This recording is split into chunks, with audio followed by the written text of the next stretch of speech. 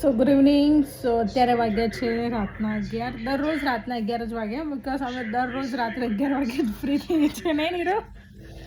સો શું કહેવાય હીરો, 11 વાગે ફ્રી થઈએ ને?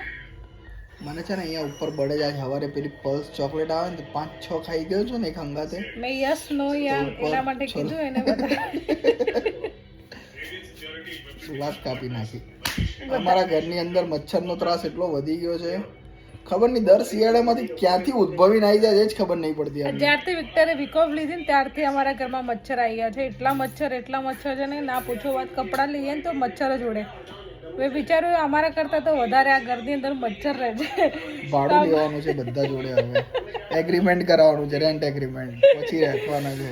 તો આ માસી, ફુવા, કાકા, બુવા, બધું ભાઈ, ફૂલ મામા, ફેમિલી મામી અહીંયા જ રહે. બધા રહે છે અહીંયા. આ જો ઉડે, બતાવું તમને સવારમાં બધું સખત ત્રાસ થઈ ગયો છે. કરડતા નહીં આડો અને હા હારા પેલા મોટીન થી મરતાય નહીં. આરામ જો મરે તો પેલું મોટીન બિચારું કામ કરે છે, ખબર નહીં ભગવાન જાણે કે પેલા હેડ વાળા ઉલ્લુ બનાવે છે કે આ મચ્છરો અત્યારે તાકાતવાર થઈ ગયા છે, કઈ ખબર નહીં પડતી અમને તો. બસ બધા જોડે છે ને, આ મામા, માસી, ફુવા જોડે રહે છે ને બધા. અમૂલ દૂધ પીતા હે ઇન્ડિયા. તમને બધા જોડે ભાડું લેવા લાગે છે, બિકોઝ બહુ મચ્છર થઈ ગયા છે યાર.